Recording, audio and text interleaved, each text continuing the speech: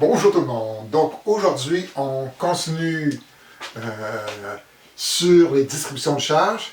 Donc dans la dernière capsule, on avait fait une ligne chargée, le point sur la ligne.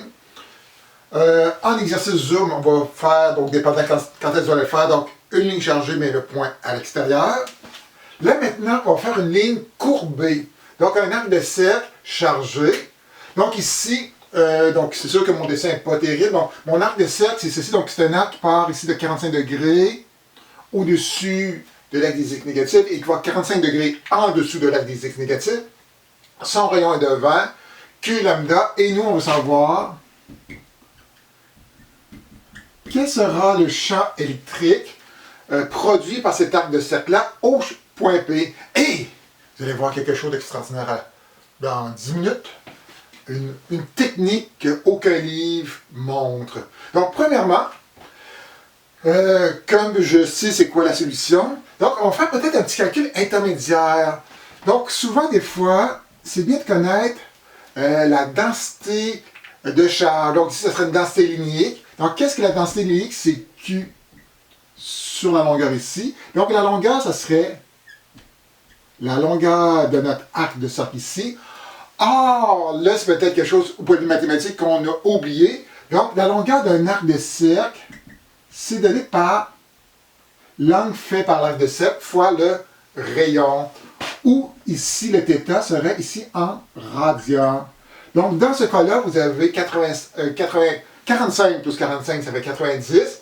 90, c'est pi sur 2. Donc, c'est que la longueur ici serait pi sur 2 fois r. Ou encore, juste pour vous convaincre que la relation elle est intéressante, si je prends le cercle en entier, c'est 2pi r.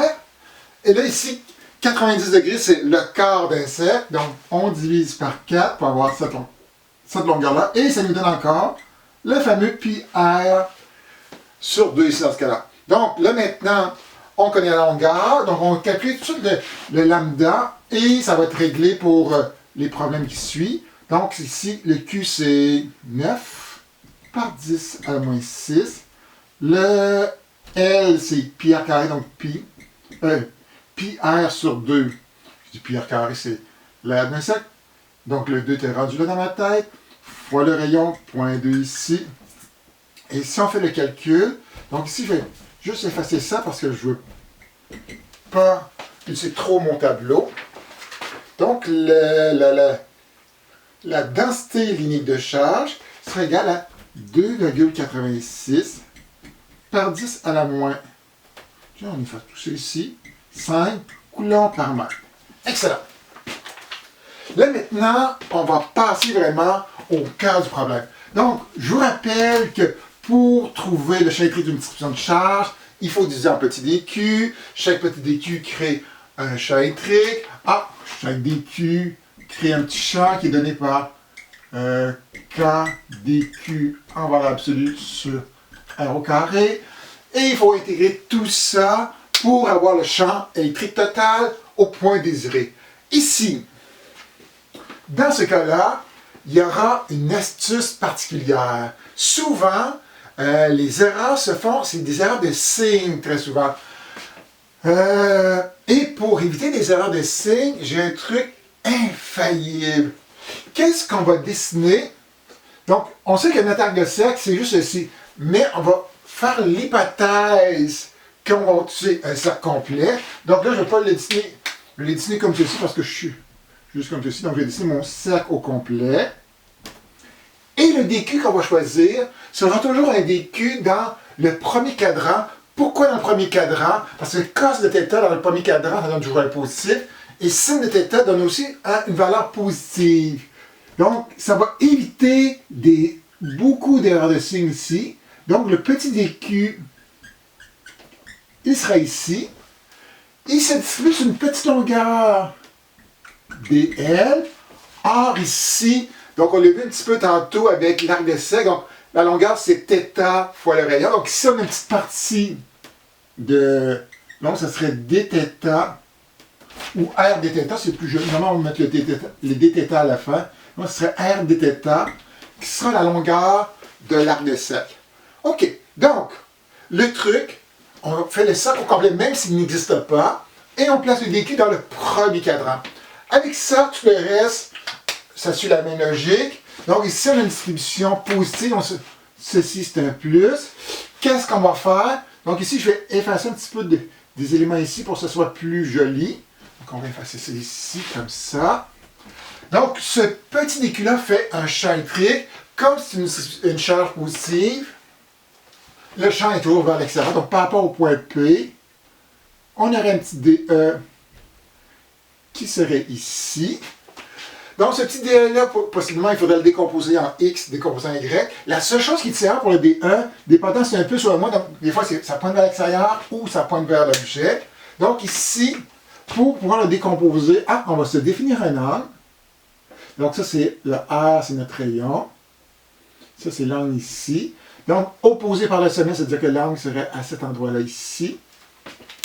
Et on peut voir, je vais peut-être le faire ici au lieu de le marquer sur le schéma, parce que mon schéma devient petit.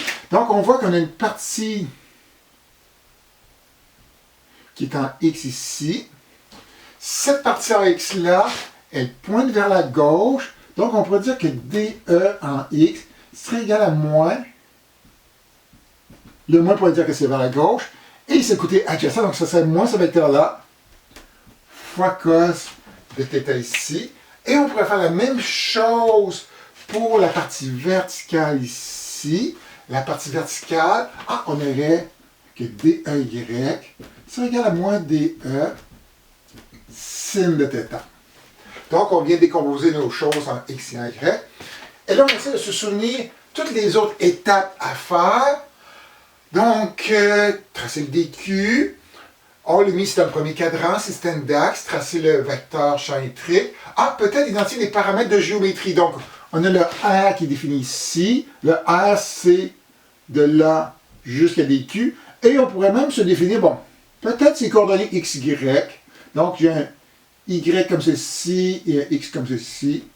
Peut-être ça pourrait être utile pour le problème. Peut-être que non non plus. Parfait. Donc, avec ça, on passe à la prochaine étape. Donc, la prochaine étape...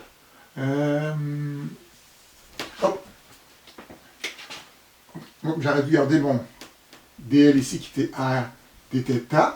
C'est de trouver les champs électriques ou les composantes en X et en Y ici. Donc, avant de le faire, on va juste développer notre petit DE. Donc, je vous rappelle que intégrer sur DQ, ce n'est pas évident. Donc, il faut essayer de changer le DQ en fonction de DX, d'un dθ, d'un dy, d'un paramètre qui dépend de la géométrie. Donc, ici, on passe toujours par la densité linéique ici. Donc, lambda est égal à Q sur L ici. Donc, on avait Q, on aurait pu trouver L, mais c'est aussi égal à petit dq sur dl ici. Donc, si on utilise le dq, donc dq serait égal à lambda dl. Et pour cette situation-là, le dl, c'est r dθ. Donc, on va remettre ça ici, là-dedans, pour avoir notre dE. Donc, maintenant qu'on a trouvé dq en fonction de d'autres paramètres, donc là, on va commencer à développer notre intégrale. Donc, il va falloir le faire en x et en y, mais tantôt, je vais peut-être vous sortir un commentaire qu'on pourrait en faire juste un des deux. Donc, ici, si on va les parties en x, c'est-à-dire qu'on additionne tous les dx ensemble. Qu'est-ce que dx? Donc là, c'est vraiment y aller étape par étape. C'est moins dE cos de θ ici. Donc, je vais sortir le moins de l'intégrale. Donc, je vais mettre un petit peu plus loin parce que je pense que ça va être un petit peu plus long ici. Donc, le moins. Qu'est-ce qui était le dS? C'était k dq. Donc, c'était k. Sauf que les dq devient maintenant un lambda r dθ ici sur r carré cos θ ici. Donc, on voit qu'il y a un carré qui annule un r ici. Et là, maintenant, on passe à l'étape qui est théoriquement la plus difficile, c'est de regarder le nombre de variables qui est dans cette équation-là. Donc, si on change dq de place, qu'est-ce qui va varier? Donc, c'est sûr que θ va varier, le paramètre x va changer, et le paramètre y va changer. Mais si vous regardez bien dans l'intégrale, il n'y a pas de x, il n'y a pas de y, le r, peu importe où on se met sur les cercles, c'est la même valeur. Donc, il y a juste une variable qui est le θ. Donc, il n'y a pas ici de changement de variable à faire. Donc, les aires de cercle, généralement, ça va bien. Donc, si je sors les constantes, donc ça fait moins k lambda r est égal, pas égal, fois l'intégrale de cos θ dθ ici. Et là, maintenant, on va revenir à la situation réelle. Donc, on doit, une intégrale, c'est une somme. Donc, on doit sommer des petits dq du point de départ jusqu'au point final. Mais où commence vraiment notre problème? Donc, même si on a fait une hypothèse de faire un cercle au complet, la somme va commencer où? Donc, on regarde la somme. Oh, elle va commencer à cet endroit-là. Cet endroit-là, ça serait 180 moins 45. Donc, on commencerait à 135 degrés intégrés. Des fois, ça serait préférable de le laisser en radian, mais quand ce sera juste des cos et des sines, vous allez voir qu'en degrés ou en radian, ça va donner la même chose. Et la fin, donc ici, on irait jusqu'ici. Ah, le dernier dq, ça serait 180 plus 45. Donc, on intégrerait de 235, de 135 à 235 dans ce cas-là. Donc ici, le truc, en fin de compte, disparaît dès qu'on met nos bornes d'intégration. Ça nous permet de savoir où commence notre somme, où se termine notre somme ici. Donc avec ça, là, ça va aller rapidement. Donc on a moins k lambda sur r. L'intégrale d'un cos, ça donne un sin, comme ceci, évalué entre 135 et 225 degrés. Et là, ici, je vais effacer ça. On va le refaire tantôt, comme ceci. Donc, ça va donner moins 9 par 10 à la 9. Donc, à la rigueur, je pourrais dire, bon, on met les chiffres dedans, puis ça donne telle chose, mais là, ici, je vais le faire au long pour une fois. C'est ici. Divisé par le rayon du cercle, qui est 20 cm, donc 0,2, fois, évaluer la fonction, donc, sin du point final, donc 225, moins sin de 135 ici, comme ceci. On fait le calcul et on trouve que la composante en x du champ électrique pour cette section-là est égale à plus 1,82 par 10 à la 6 newtons par coulomb. Et avant d'aller plus loin, on va valider est-ce que c'est la bonne chose ici. Donc ici, c'est sûr que là, mon dessin, il y a beaucoup de choses. Donc si j'en efface, ok, je vais tout effacer ça ici, comme ça ici. Donc j'ai mon système d'axe qui était comme ça ici. Donc c'est sûr qu'on avait posé un set complet pour essayer de faire le système. Mais ici, si je prends juste ce petit bout-là et que je regarde, si je prends un DQ ici, qu'est-ce que ça fait au point P? Ah, ça va faire un champ électrique qui va pointer comme ceci. Ah, il va pointer vers la droite. Si j'en prends un autre ici, ça va aussi pointer vers la droite. Oh yeah! Donc tous les champs pointent vers la droite. Donc c'est logique que notre réponse soit une valeur positive ici. Maintenant, il restera à faire les Y. Donc les Y, je vais être un petit peu paresseux. Donc ça ne changera pas grand-chose. Donc je vais mettre Y ici, Y. La seule chose qui changerait, c'est un sinus qui était ici, sin de θ. Donc ici, ça deviendrait un sin de θ ici. Donc encore une fois, il y a seulement une variable. Donc ça voudrait dire ici, on aurait un sin de θ. L'intégrale d'un sin de θ, wow, ça on adore des problèmes. Ça donnait moins cos de θ ici. Donc le moins, je pourrais sortir devant, donc moins. Bon, ça va donner un plus. Et il resterait juste à mettre nos bornes d'intégration. Cos de 225 et cos de 135 ici. Et si on calcule tout ça, ça va donner la note de ceux et celles qui n'ont pas écouté la capsule. Quel joke là! Ça donne 0! Donc ici, il y a un moyen, sans faire les calculs, malgré ici les calculs, ça a été les mêmes, sauf qu'on a remplacé le cos par un sin.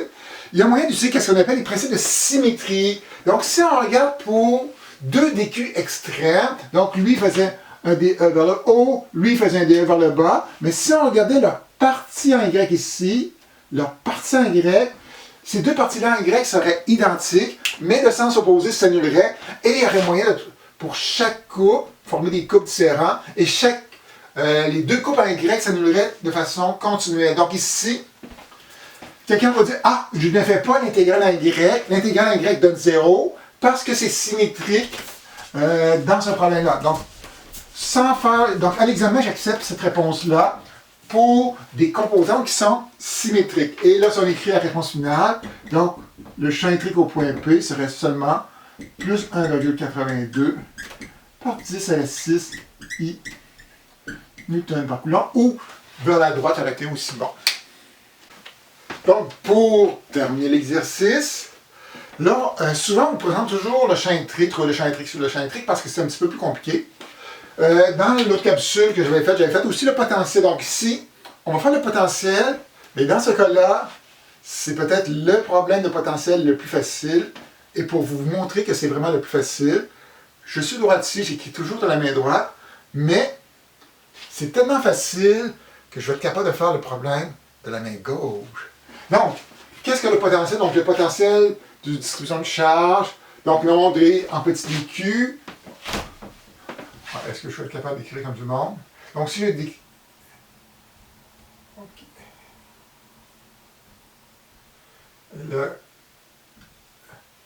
OK, je suis capable d'écrire avec la main droite, la main gauche. Donc, on dit en petit dq, donc ça veut dire que chaque petit dq, et c'est pas si évident que c'est écrit de la main gauche, j'ai pensé, est égal à k dq sur r. Donc, si on va avoir le potentiel total, qu'est-ce qu'il faut faire? Ah, il faudrait intégrer ici. Tout ça va donner notre potentiel ici. Donc ici, on pourrait définir des angles, etc. Mais dans l'intégrale, il y a quelque chose de particulier ici. Donc ici, le cas c'est une constante. On pourrait sortir de l'intégrale. Le R, pour tous les dq ici, sont tous à la même distance du point P, donc ils ont tous le même R. Donc qu'est-ce qui reste ici? Donc si on sort les deux constantes, donc K sort, R sort ici. Ah, je fais peut-être mieux. Ouais, là je comprends. Il faut que je vois de l'autre côté. Et oui, c'est miraculeux. Et oui, c'est... OK, donc ça ressemble à... pas de l'intégrale, c'est... Donc, il reste l'intégrale de dq.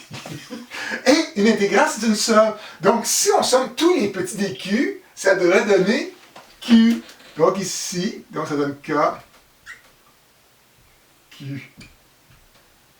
Sur R, et on connaît K, on connaît le K qui est 9 par 10 à la 9, donc là, tant millier, on va millier jusqu'au bout, 9 par 10 à la 9. La charge, c'est 9 microcoulombs, 9 par 10 à la moins 6, divisé par la distance, donc le R ici qui est 0.2, comme ceci, et ici on fait le calcul, ça va vous donner un potentiel électrique à cet endroit-là de 4,05. Donc le 4, ça se fait bien. Le 0 aussi. Le 5, c'est plus difficile. Par 10 à la 5 volts ici. Donc les arcs de cercle, c'est vraiment ça le plus facile. Donc ici, on a fait un arc dans un plan. Donc la prochaine capsule, on va faire quelque chose, là maintenant, en 2 dimensions. Donc avec ça, vous avez un autre exemple, donc vous allez presque avoir tous les exemples possibles et imaginables qui auraient été faits soit en Zoom exercice ou en capsule. Donc avec ça, on se dit au revoir. Et yo, je l'ai fait à la main gauche.